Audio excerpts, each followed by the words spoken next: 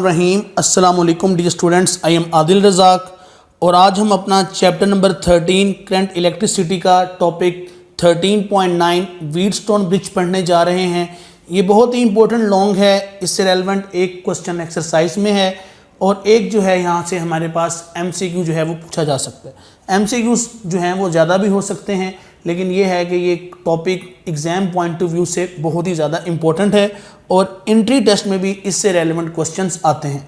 मैं कोशिश करूंगा कि आपको पहले FSC बेस और फिर एंट्री टेस्ट से रिलेटेड जो क्वेश्चन आते हैं वो मैं आपके साथ डिस्कस करूं। तो आपने मेरी बातों को बहुत तवज्जो और गौर से सुनना है और मेरे स्टेप्स को आपने फॉलो करना है। देखें जी, यहाँ पे सबसे पहले हमने ये देखना है कि व्हीटस्टोन ब्रिज होता क्या है, ये क्या करता है, इसका वर्किंग प्रिंसिपल क्या होता है, किस तरह से हम इसको जो है वो डिराइव कर सकते हैं। तो देखें, सबसे पहले अगर हम बात करें इसकी डेफिनेशन पे, तो it is the simplest electrical circuit which is use to measure unknown resistance. ये बात इंपॉर्टेंट है, very accurately. It is the simplest electrical circuit which is use to measure unknown resistance very accurately. ये आपने याद रखनी है definition. उसके बाद जी इसको व्हीटस्टोन क्यों कहा जाता है, क्योंकि ये चार्ल्स व्हीटस्टोन ने डिवाइस किया था, तो इसीलिए उसके नाम पर हम इसको व्हीटस्टोन ब्रिज कहते हैं। ठीक है, इसके बाद हम बात करते हैं कंस्ट्रक्शन की। तो बहुत ही सिंपल इसकी कंस्ट्रक्शन है और याद रखिएगा, it consist of 4 resistance R1, R2, R3 and R4। ये आप सर्किट में देख सकते हैं। कनेक्टेड इन ब्रिज कन्फिग्रेशन, ये बात सबसे इंपॉर्टेंट है कि ये जो कन्फिग्रेशन आपको नज़र आ रही है इसको बोलते हैं bridge configuration. Okay, through a switch, ये एक स्विच लगा हुआ है S, आप देख सकते हो। ठीक है, through a switch with galvanometer and battery, ये गेल्वानोमीटर है जिसकी रेजिस्टेंस Rg है और ये एक बैटरी है जिसका पोटेंशियल V है। ये हमने जो है सर्किट के अंदर लगाया, वो बहुत बेसिक सर्किट है। ओके, अब अगली इंपॉर्टेंट बात, इसका वर्किंग प्रिंसिपल। ये वर्किंग प्रिंसिपल आपसे शॉर्ट क्वेश्चन में पूछा जा सकता है, ये वर्किंग प्रिंसिपल आपसे MCQ में पूछा जा सकता है। ठीक हो गया, तो हमने कहा जी देखें इसका वर्किंग प्रिंसिपल क्या है। तो Wheatstone bridge works on the principle of null balancing condition. This is the most important thing, null balancing condition. अब सवाल ये है कि नल बैलेंसिंग कंडीशन का मतलब क्या है। तो हम कहते हैं कि आर्म्स ऑफ ब्रिज, ये जो आपको नज़र आ रहा है ये वाला पोर्शन, इस पे मैं टिक लगा रहा हूँ, ये कंप्लीट, ये इसकी आर्म है और इसकी एक आर्म ये है, ये आप देख सकते हैं। ठीक है, अब आगे जाके इसको मैं डिटेल में एक्सप्लेन करूँगा, फिर वक्त आप मेरी बात समझें कि arms of bridge are so balanced कि इनको आपने इस तरह से एडजस्ट करना है that current through galvanometer must be zero, कि IG जीरो होना चाहिए। IG zero means null balancing condition, कि ये जो गेल्वानोमीटर के अंदर से करंट गुजर रहा है ये करंट जीरो होना चाहिए। तो हम सिंपल ये भी कहते हैं कि B और D का पोटेंशियल सेम होना चाहिए, क्योंकि हमें पता है कि जब पोटेंशियल सेम हो तो कोई करंट फ्लो नहीं करता। तो ये भी आपने बात याद रखनी है कि इन दो पॉइंट्स का पोटेंशियल भी सेम होना चाहिए, या दूसरे लफ्ज़ों में हम कहते हैं कि इस तरह से ब्रिज को आपने बैलेंस करना है इन रेजिस्टेंस को, सो दैट के गेल्वानोमीटर से कोई करंट फ्लो ना हो सके। अब आगे बढ़ते हैं इसकी वर्किंग की जानिब। When switch is closed a current starts to flow which is divided into I1, I2 and I3। ये आप 3 लूप्स देख सकते हैं, ये लूप 1 है, ये आपके पास लूप नंबर 2 है और ये नीचे जो है ये वाली ये लूप 3 है। तो इन तीनों लूप्स का हमने जो है वो करंट जो है वो बनाया हुआ है और आप देख सकते हो कि तीनों ही करंट मैंने एंटी क्लॉकवाइज लिए हुए हैं। ठीक है, जो हम पहले पढ़ चुके हैं कि आपने सबसे पहले सर्किट बनाना है, फिर आपने लूप्स बनानी है और फिर आपने लूप करंट। तो 3 लूप्स हमने ली हुई हैं और 3 लूप करंट है। ठीक है, I1, I2, I3। अब ये इंपॉर्टेंट बात है, इसको समझिएगा कि if I1 is equal to I2, क्यों, क्योंकि गेल्वानोमीटर में I1 भी फ्लो कर रहा है, I2 भी फ्लो कर रहा है और गौर से देखो तो इनकी डायरेक्शन अपोजिट है। I1 जो है वो अपवर्ड फ्लो कर रहा है और I2 जो है वो डाउनवर्ड फ्लो कर रहा है। इट मीन्स कि इनकी डायरेक्शन अपोजिट है। अगर I1 I2 के इक्वल है तो ये एक दूसरे को कैंसिल कर देंगे, एक दूसरे को कैंसिल करेंगे तो नेट आपके पास जो करंट है वो कितना होगा, हमने कहा जी वो होगा 0। तो यही वजह है कि अगर I1 minus I2 is equal to 0 है तो गेल्वानोमीटर कोई डिफ्लेक्शन शो नहीं करेगा, गेल्वानोमीटर कोई डिफ्लेक्शन शो नहीं करेगा। तो हमने कहा कि ब्रिज बैलेंस हो गया है। अब हमने जी इसको सॉल्व करना है और देखना है कि ब्रिज किस तरह से बैलेंस होता है और इसकी इक्वेशन क्या है, क्योंकि हमने रेजिस्टेंस फाइंड करनी है। तो एट दी एंड हमारे पास एक फार्मूला आना चाहिए कि जिसकी मदद से हम रेजिस्टेंस को फाइंड कर सकें। हमने कहा जी वर्किंग इक्वेशन में applying KVL on loop one आपके पास ये है BADB। मैंने आपको प्रीवियस लेक्चर में एग्जांपल 13.6 में ये बात सिखाई थी कि आपने करंट हमेशा किसी कॉर्नर पॉइंट से लेना है। अब बच्चे पूछते हैं कि जी ये करंट कहाँ से लेना चाहिए, तो बेटा आप B से भी ले सकते हो, A से भी ले सकते हो, D से भी, ये आपकी मर्जी है, ठीक है। तो मैं यहाँ से करंट लेता हूँ जी B पॉइंट से, ओके। अब देखें जी B पॉइंट से करंट चलना शुरू हुआ, करंट की डायरेक्शन में क्या आ गई, रेजिस्टेंस। हमने क्या पढ़ा था कि जब भी करंट की डायरेक्शन में रेजिस्टेंस आएगी तो पोटेंशियल चेंज क्या लेना है, नेगेटिव, इसलिए ये आ गया -I1R1। मैं उम्मीद करता हूँ ये बात आपको समझ आ गई होगी। इसके बाद R3 को देखें। अब R3 को गौर से देखें, R3 है शेयर्ड ब्रांच। अब R3 में I1 भी फ्लो कर रहा है और I3 भी फ्लो कर रहा है। जरा गौर से देखो कि जो R3 है ये शेयर्ड रेजिस्टेंस है, ओके। तो फिर मैंने क्या बताया था कि वंस अगेन करंट की डायरेक्शन में रेजिस्टेंस है तो पोटेंशियल चेंज आएगा नेगेटिव। लेकिन अब लिखेंगे कैसे, तो मैंने कहा था कि जिस लूप में आप चल रहे होंगे उस लूप के करंट में से आपने दूसरी लूप का करंट माइनस कर देना है। तो देखें I1 माइनस I3 इंटू क्या आ गया, R3। Got the point. अब यहाँ से D पे और D से फिर गैल्वानोमीटर के अंदर, तो गैल्वानोमीटर की रेजिस्टेंस क्या है, RG। लेकिन गैल्वानोमीटर भी वंस अगेन क्या है, शेयर्ड है, क्योंकि यहाँ पे I1 भी फ्लो कर रहा है और I2 भी फ्लो कर रहा है। तो वंस अगेन हमने कहा जी करंट की डायरेक्शन में गैल्वानोमीटर की रेजिस्टेंस है तो माइनस लेंगे, और देखें जी once again I1 minus I2 into RG is equal to 0। ये हमारे पास लूप 1 की इक्वेशन आ गई। इस इक्वेशन को आप इक्वेशन नंबर 1 का नाम दे दें। दोबारा से इसको देख लें, ये आपके सामने है कि करंट चला B से, करंट की डायरेक्शन में रेजिस्टेंस आ गई तो हमने पोटेंशियल चेंज नेगेटिव ले लिया। उसके बाद करंट की डायरेक्शन में रेजिस्टेंस आ गई, once again potential change negative लेना है। लेकिन चूंकि ये शेयर्ड है इसीलिए जिस लूप में है उसके करंट में से दूसरा करंट माइनस कर दिया, मल्टीप्लाई बाय दैट रेजिस्टेंस। इसी तरह जब हम इधर गए तो गैल्वानोमीटर की जो रेजिस्टेंस है ये भी हमारे पास शेयर्ड है, इसमें I1 भी फ्लो कर रहा है, I2 भी फ्लो कर रहा है। माइनस इसीलिए लिया क्योंकि करंट की डायरेक्शन में है, और I1 माइनस I2 क्योंकि हम I1 जो है लूप 1 में ट्रेवल कर रहे हैं तो इसीलिए उस करंट में से दूसरा करंट माइनस कर दिया, multiply by galvanometer resistance is equal to 0। ये जी हमारे पास लूप 1 की इक्वेशन आ गई। अब आपने जो है लूप 2 की इक्वेशन लिखनी है। अब यहाँ भी आप करंट B से लेंगे और देखें जी करंट की डायरेक्शन में क्या आ गई, रेजिस्टेंस आ गई, कौन सी, गैल्वानोमीटर की। तो हमने कहा जी पोटेंशियल ड्रॉप आएगा माइनस। और अब क्या लिखेंगे, अब देखें जी अब आप किस लूप में हैं, आप लूप 2 में हैं, तो आप लूप 2 के करंट I2 में से I1 को माइनस कर देंगे इनटू RG। मैं उम्मीद करता हूं कि ये बात पल्ले पड़ गई होगी, ओके। इसके बाद क्या है, इसके बाद जी करंट चलते चलते कहाँ आ गया, R4 में। अब R4 भी क्या है, शेयर्ड है, क्योंकि इसमें से I3 गुजरेगा। तो वंस अगेन हमने कहा जी माइनस, क्योंकि करंट की डायरेक्शन में आ गया तो हमने कहा जी माइनस आपके पास आ गया। और यहाँ पे क्या लिखेंगे, यहाँ पे लिखेंगे जी I2 माइनस I3। क्यों, क्योंकि ये भी शेयर्ड है और इसके अंदर से I2 भी फ्लो कर रहा है, I3 भी, तो इसलिए जिस लूप में है उसके करंट में से दूसरा करंट माइनस किया, इनटू क्या आ गया जी R4। उसके बाद यहाँ से करंट R2 में गया तो हमने कहा जी करंट की डायरेक्शन में रेजिस्टेंस आ गई, तो I2 R2 is equal to 0। इसको आप इक्वेशन नंबर 2 कह सकते हैं। तसल्ली कर लें, देख लें इसको गौर से, ये दोनों इक्वेशंस को, ये दोनों इक्वेशंस जो हैं, ये जो मैंने एग्जांपल 13.6 समझाई थी उसी के कंसेप्ट पे हैं कि अगर शेयर्ड आ जाएगी तो जिस लूप में आप ट्रैवल कर रहे हो उसके करंट में से आपने दूसरा करंट माइनस कर देना है, ओके। यहाँ तक देख लें, कोई बात नहीं समझ लगी तो हम जो है इसको दोबारा जो है डिस्कस कर लेते हैं। अब अगला स्टेप क्या है, अगला स्टेप हमने कहा जी देखें, अगर ये बैलेंस्ड है, अगर ये इसने व्हीटस्टोन ब्रिज है तो फिर व्हीटस्टोन ब्रिज में जो आपके पास I1 है it must be equal to I2। अगर ये इसके इक्वल है तो हमने कहा फिर I1 minus I2 should be equal to 0। Similarly I2 minus I1 ये भी 0 होना चाहिए। ये क्यों, क्योंकि हम जो है बैलेंस कंडीशन की बात कर रहे हैं, हमें पता है कि इसके बगैर तो व्हीटस्टोन ब्रिज चल सकते ही नहीं। अब अगर ये आपके पास बेसिक कंडीशन है तो आप इन दोनों इक्वेशनों में देखो कि जहाँ पर I1 है उसको I2 से रिप्लेस कर दो, और जहाँ पर I1 माइनस I2 है उसको भी 0 कर दो, और जो I2 माइनस I1 है उसे भी 0 करो। अब आप गौर से देखो तो यहाँ पर जो आपके पास ये वाली टर्म है I1 माइनस I2, हमने कहा जी ये तो होगी पूरी 0। इस तरह जी यहाँ पे भी देखें I2 माइनस I1 ये भी क्या होगी जी 0 होगी, ये ख़त्म होगी। इसी तरह अब जहाँ पर I1 आ रहा है वहाँ पे आप I2 पुट कर सकते हो।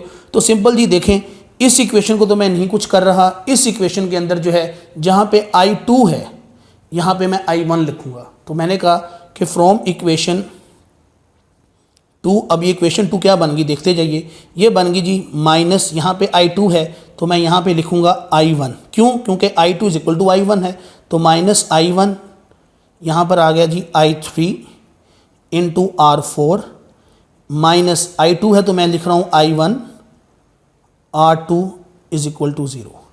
अब इसको उधर ले जाएं या उसको उधर ले जाएं एक ही बात है, तो हमने कहा जी फ्रॉम, इसको आप इक्वेशन 3 कह दें, तो इक्वेशन 3 को मैं दोबारा चेंज कर रहा हूँ, मैंने कहा जी फ्रॉम इक्वेशन 3। अब इक्वेशन 3 में क्या आ गया, ये minus I1 minus I3 R4, इसको बेशक यहीं पे रहने दें और इसको उधर ले जाएं, ये आ गया जी आपके पास I1 R2, ये माइनस था, ये इधर जाकर क्या हो जाएगा, पॉजिटिव हो जाएगा। इसे आप इक्वेशन बेशक जो है 4 कह दें। ओके, सिमिलरली आप इक्वेशन 1 को भी इसी तरह चेंज कर लें, ठीक है। तो हमने कहा जी इक्वेशन 1 जो है वो भी इस तरह से चेंज हो जाएगी, तो हमने कहा जी फ्रॉम इक्वेशन 1, तो फ्रॉम इक्वेशन 1 देखिए जी ये हमारे पास बन गया from equation 1 minus I1 minus I3 into R3 is equal to, अब देखें ये I1 R1 को आप उधर ले जाएं तो ये हो जाएगा प्लस I1 R1, इसको आप इक्वेशन नंबर 5 कह दें। अब ये जो दो इक्वेशंस हैं, इक्वेशन 4 और 5, ये हमारी इंपॉर्टेंट इक्वेशंस हैं और अब हमने इन दो इक्वेशंस को सॉल्व करना है।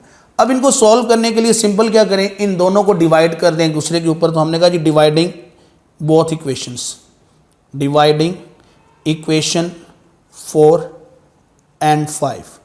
तो आप सिंपल जी ये देखें, आप इसको इससे डिवाइड कर लें, ये आ गया minus I1 minus I3 into R3 is equal to I1 R1 divided by, हाँ जी इक्वेशन नंबर 4 क्या है जी, minus I1 minus I3 R4 is equal to I1 R2। अब आप गौर से देखें तो यहाँ पे कटिंग हो रही है किस तरह से कि ये नेगेटिव से नेगेटिव कैंसिल, ये इससे कैंसिल हो गया, I1 से कैंसिल हो गया। तो पीछे आपके पास इक्वेशन क्या बच गई, इक्वेशन बन गई R1 over R2 is equal to R3 over R4। तो ये जो इक्वेशन A है ये हमारी इम्पोर्टेंट इक्वेशन है और यही हमारे पास नेट रिजल्ट है। ओके, अब यहाँ पे अगर बिलफर्ज हम कहते हैं जी कि लेट आपके पास जो R4 है ये Rx है, तो आप इसकी डिस्टेंस बताएं अननोन की, तो सिंपल फिर ये इक्वेशन ऐसे बन जाती है, इसी को रीअरेंज कर रहा हूँ मैं, तो यहाँ बन जाएगा R2 R3 divided by R1 is equal to Rx। तो ये अननोन रेजिस्टेंस के लिए आप इसको इस तरह से सॉल्व कर सकते हो, ठीक है। इसके ऊपर मैंने स्टार लगा दिया। तो डियर स्टूडेंट, ये था जी हमारा आज का लेक्चर कि जिसके अंदर हमने इसकी डेरिवेशन सीखी है, हमने व्हीटस्टोन ब्रिज को सीखा है कि व्हीटस्टोन ब्रिज होता क्या है, किस तरह से काम करता है और इसका वर्किंग प्रिंसिपल क्या है और इसकी रिक्वायर्ड इक्वेशन क्या है। तो रिक्वायर्ड इक्वेशन है R1 over R2 is equal to R3 over R4, ठीक है। ये जी इसकी रिक्वायर्ड इक्वेशन है और यहाँ पे मैंने बता दिया कि अगर आपने अननोन, ये जो पोर्शन है लेक्चर का ये है जी फॉर अननोन रेजिस्टेंस, ठीक है। आप बाकायदा हेडिंग दे के लिख सकते हैं फॉर अननोन रेजिस्टेंस, यहाँ पे बेशक लिख भी दें आप, ठीक है, फॉर अननोन रेजिस्टेंस, ठीक है। यहाँ पे मेरे पास थोड़ी जगह कम है लेकिन आप यहाँ पे लिख दें कि फॉर अननोन रेजिस्टेंस। तो आपने कहा जी कि बिलफर्ज अगर हमारे पास जो R4 है वो Rx के इक्वल है तो फिर ये हमारे पास अननोन के लिए इक्वेशन ये बन जाएगी। डियर स्टूडेंट, ये है जी हमारे पास FSC लेवल। अब हम बढ़ते हैं थोड़ा सा एंट्री टेस्ट लेवल को भी डिस्कस करते हैं कि एंट्री टेस्ट में इससे रेलेवेंट क्वेश्चन किस तरह से आते हैं। स्टूडेंट्स, लेक्चर का ये हिस्सा बहुत ही इम्पोर्टेंट है क्योंकि यहाँ पे मैं अब आपको एंट्री टेस्ट की चीज़ें बताऊँगा। मेरी कोशिश होती है कि आपको टॉपिक जो है वो FSC प्लस एंट्री टेस्ट की बेस के ऊपर क्लियर करवाया जाए, ठीक है। अब आपने FSC बेस जो है वो काम कर लिया है। FSC में सिंपल इससे रिलेटेड मैंने बताया MCQs आ सकते हैं, डेरिवेशन आ सकती है, फार्मूला आ सकता है, लेकिन अब FSC के ही कंसेप्ट्स को हमने पक्का करना है एंट्री टेस्ट के लिए।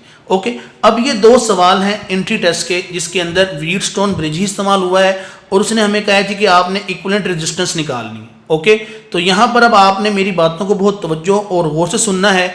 वो बच्चे जो अभी एफएससी में हैं उनके लिए ये बातें सीखना बहुत ही ज़्यादा अहम है, क्योंकि एंट्री टेस्ट में चलकर यही बातें जो हैं उन्हें दोबारा पढ़नी पड़ेंगी, सीखनी पड़ेंगी। अगर वो अभी ये बातें सीख लेंगे तो उनको आगे चल के बहुत फ़ायदा होगा। और वो स्टूडेंट्स जो भी एंट्री टेस्ट की तैयारी कर रहे हैं और वो ये लेक्चर देख रहे हैं, तो वो अब अपने कंसेप्ट्स को इम्प्रूव कर सकते हैं, वो अपने कंसेप्ट्स को पक्का कर सकते हैं। तो अब मैं बहुत डिटेल में ये बातें समझाऊंगा, मेरी बातों को बहुत तवज्जो के साथ सुनना है। पहला सर्किट देखें, इस पहले सर्किट में और इस दूसरे सर्किट में पहली बात है फ़र्क है, ठीक है। फ़र्क क्या है ज़रा, वो ये है कि यहाँ पे सारी रेजिस्टेंस सेम लगी हैं, जबकि यहाँ पे सारी रेजिस्टेंस डिफरेंट लगी हैं। मैं इसलिए दो केस आपके साथ डिस्कस करूँगा। जब भी आपको इस तरह का सर्किट आएगा तो आपने सबसे पहले ये पहचान करनी है कि ये व्हीटस्टोन है या नहीं है। तो ये देखें, व्हीटस्टोन ब्रिज में पांचों रेजिस्टेंस जो हैं वो पैरेलल में लगी होनी चाहिए, फिर वो व्हीटस्टोन ब्रिज है। तो ये दोनों ही सर्किट व्हीटस्टोन ब्रिज हैं, ये आप देख लें। ओके, ये आपने पहचान लाजमी करनी है सबसे पहले। उसके बाद आपने क्या करना है, उसके बाद आपने आर्म्स देखनी है। अब ये देखें जी, ये इसकी एक आर्म है, ये मैंने आपसे पहले डिस्कस किया था, ये इसकी एक आर्म है, ये इसकी दूसरी आर्म है। अब आपने आर्म्स की रेजिस्टेंस की रेशो लेनी है। तो देखें यहाँ पे 10/10 1 आ गया, 10/10 1 आ गया। इसका मतलब ये है कि ये एक बैलेंस व्हीटस्टोन ब्रिज है। ओके, अब अगर रेशो सेम है दोनों आर्म्स की, जो कि है 1:1, इधर भी 1:1, इधर 1:1, तो अगर ये है तो अब आपके पास ये जो रेजिस्टेंस है इसका कोई अमल दखल नहीं रह जाता। ठीक हो गया। अच्छा, अब यहाँ पे गौर से देखें तो ये दोनों रेजिस्टेंस आपस में क्या हैं। अब वो जो दरमियान वाली रेजिस्टेंस है, मैंने कहा उसका अमल दखल ख़त्म हो गया, तो अब करंट यहाँ से चला, इधर गया, करंट इधर से इधर, तो ये दोनों जो हैं ये आपस में सीरीज़ में, इस तरह ये जो दोनों हैं ये दोनों सीरीज़ में। तो अब हम इसको रीड्रा करते हैं। तो रीड्रा करने से ये देखें, ये सर्किट इस तरह से रीड्रा होगा कि ये 10 और 10 सीरीज़ में, हमें पता है कि सीरीज़ में रेजिस्टेंस ऐड होती है, तो ये आ जाएगी 20 ओम। ये 10 और 10 सीरीज़ में, तो ये भी आ गई 20 ओम। अब ये पॉइंट ए है और ये पॉइंट बी है। अब ये 20 और 20 आपस में क्या है, पैरेलल। तो हमने कहा जी अब जो आर इक्विवेलेंट निकलेगा वो सिंपल क्या कि ऊपर दोनों को मल्टीप्लाई करें, नीचे दोनों को ऐड कर लें। तो जब आप ये करेंगे तो आर इक्विवेलेंट आ गया आपके पास 10 ओम। डियर स्टूडेंट, ये तो है एक लंबा मेथड, ये मैंने आपको डिटेल में समझाया कि आपको ये चीज़ पता होनी चाहिए, यही चीज़ हमने यहाँ पे अप्लाई करनी है। लेकिन अब हम शॉर्टकट पे आते हैं। शॉर्टकट क्या है कि जब आपके पास पांचों रेजिस्टेंस की वैल्यू सेम होगी, पांचों रेजिस्टेंस की वैल्यू क्या होगी, सेम होगी, तो आर इक्विवेलेंट इंडिविजुअल रेजिस्टेंस के बराबर होगा। तो यहाँ पर इंडिविजुअल रेजिस्टेंस कितनी है, 10। तो हमने कहा जी यहाँ पर जो आंसर आ जाएगा वो आ जाएगा 10 ओम ही। और ये पिछले साल ई कैट में सवाल आया था। ये शॉर्टकट है और ये है लंबा मेथड। अब ये जो लंबा मेथड है ये मैंने आपको इसलिए बताया था कि आपको कंसेप्ट क्लियर हो जाए कि ये 10 ओम दर हकीकत बनता कैसे है। अब यही चीज़ आपने यहाँ अप्लाई करनी है। इसको भी गौर से देखो। पहली बात, व्हीटस्टोन ब्रिज है, हमने कहा जी बिल्कुल है। अब आपने आर्म्स की रेशो देखनी है। तो देखें जी 2/4, तो यहाँ पे आंसर क्या आएगा 1/2। इधर देखें 6/12, तो यहाँ भी आंसर कितना आएगा 1/2। हमने कहा ये भी बैलेंस व्हीटस्टोन ब्रिज ही है। अगर ये बैलेंस है तो फिर ये जो दरमियान वाली रेजिस्टेंस है इसकी कोई अहमियत नहीं रहती। अब यहाँ से कोई करंट फ्लो नहीं गुजरेगा, तो आपने इसको रिमूव कर देना है। तो ये देखें जी, ये आपकी सहूलत के लिए, आपको समझाने के लिए हमने कहा जी ये यहाँ पे है ही नहीं, क्योंकि ये एक बैलेंस व्हीटस्टोन ब्रिज है, दोनों आर्म्स की रेशो क्या आ गई, सेम आ गई। अब वंस अगेन देखो, ये 2 और 6 आपस में क्या है, हमने कहा सीरीज में। ये 4 और 12 आपस में क्या है, हमने कहा सीरीज में। सर्किट को दोबारा से रीड्रा करो तो ये देखो भाई, ये सर्किट अब ऐसे बन जाएगा। हाँ जी, 2 और 6 कितना आ गया 8, 4 और 12 कितना आ गया, हमने कहा जी 16। ये पॉइंट ए और बी ही है। अब ये 8 और 16 आपस में क्या है, पैरेलल में। तो हमने कहा जी अब आर इक्विवेलेंट निकालना है। तो अब आप क्या करें, यहाँ पे ऊपर दोनों को मल्टीप्लाई करें और नीचे आप इन दोनों को क्या करें जी, आप इन दोनों को ऐड कर लें। हाँ जी, जब आप इसको सॉल्व करेंगे तो ये आ गया जी आपके पास 128 और यहाँ पर आपके पास कितना आ गया जी 24। अब आप इसको फर्दर सॉल्व कर लें कैलकुलेटर पे, तो आप ये देखें जी आपके पास आ जाएगा 128 डिवाइडेड बाय 24, तो अप्रोक्सीमेट आपके पास आंसर आ गया जी 5.3 ओम। तो ये हमारे पास जी इसका आंसर है। यहाँ पे वैल्यूज़ मैंने इस तरह से एडजस्ट की कि जो सॉल्व करनी थोड़ी मुश्किल है, लेकिन एनडी टेस्ट में सिंपल बेसिक वैल्यूज़ आती हैं जिनको आप जो है ज़ुबानी सॉल्व कर सकते हो। तो ये वैसे भी आपको वैसे टेबल जो है वो याद होना चाहिए, ठीक है। तो ये डियर स्टूडेंट हमारा आज का लेक्चर था और ये थे 2 एनडी टेस्ट के MCQ। आप लेक्चर के हवाले से अपना कीमती फीडबैक कमेंट सेक्शन में ज़रूर दिया करें, और इसी तरह आपने कोई सवाल पूछना हो, कोई भी मिसकंसेप्शन हो तो आप कमेंट्स में पूछ सकते हैं। आपसे रिक्वेस्ट है कि आप चैनल को सब्सक्राइब करें, बेल आइकन को प्रेस करें और इन वीडियो लेक्चर्स को ज़्यादा से ज़्यादा अपने फ्रेंड्स के साथ शेयर करें ताकि हम ज़्यादा से ज़्यादा दूसरे बच्चों की भी मदद कर सकें। अपना ख्याल रखिएगा। अल्लाह हाफिज़, टेक केयर।